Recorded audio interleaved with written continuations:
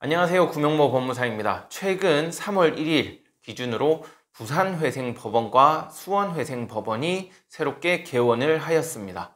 이 두 곳이 선정된 이유는 우선 인구수가 많고요. 또 도산 사건의 접수 건수 또한 상당히 많기 때문에 타 지역에 우선해서 먼저 회생법원을 개원을 했습니다.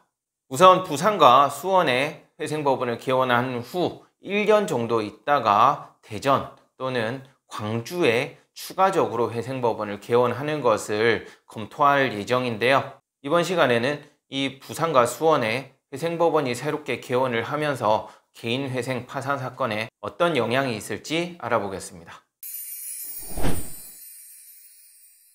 우선 회생법원이 개원함에 따라 회생 파산 사건만을 전담하는 재판부가 신설되는 것이거든요. 그렇기 때문에 아무래도 서울회생법원처럼 개인 회생이나 개인 파산 사건이 상당히 빨리 진행될 것으로 예상됩니다. 채무자에게 아무래도 유리한 결과가 도출될 것으로 기대하고 있습니다.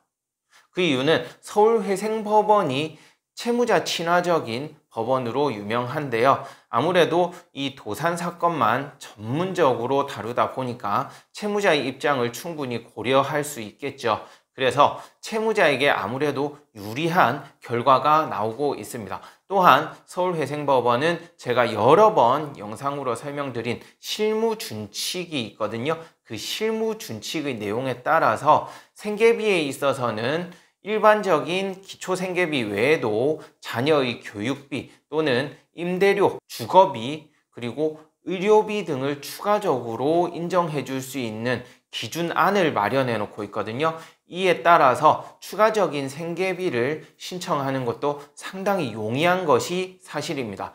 그러나 지금까지는 타 지방법원에서는 이렇게 서울회생법원의 실무준칙이 그대로 준용이 되지 않았었거든요. 그러므로 인해서 서울에 거주하는 분에 비해서 상대적으로 불이익을 받는 그런 일이 많았습니다.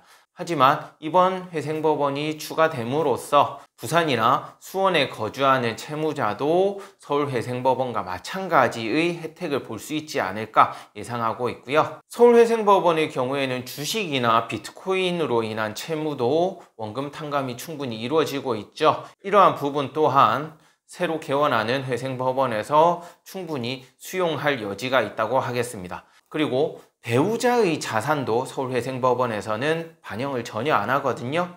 그렇지만 기타 지방법원에서는 여전히 배우자 재산의 2분의 1을 채무자 재산으로 보고 있어요.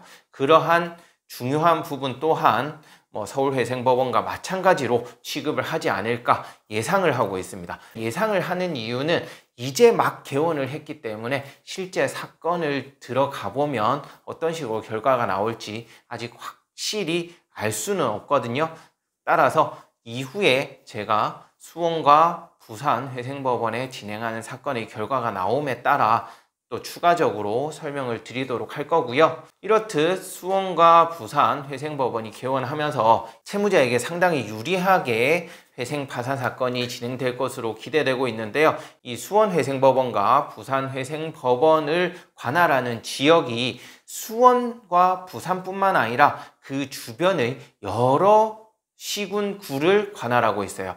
여기에 대해서 제가 설명을 드릴게요. 우선 부산회생법원의 경우에는 부산에 주소 또는 직장을 가지고 있거나 거소지를 가지고 있는 그러한 채무자는 부산회생법원에 신청할 수 있습니다. 여기에 추가해서 경상남도에 거주하거나 직장을 다니고 있거나 또는 울산에 직장을 두고 있거나 거주하고 있는 분도 선택적으로 부산회생법원에 신청을 할 수 있어요.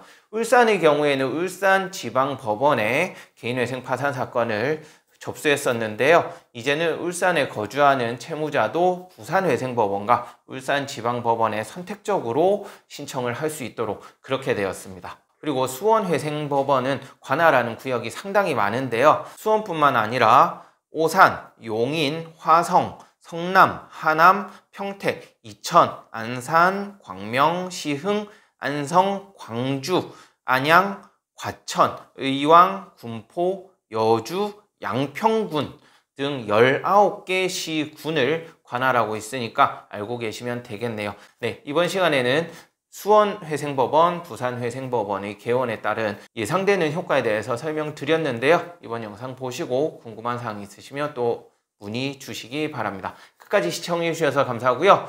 구독, 신청, 좋아요도 부탁드리겠습니다. 고맙습니다.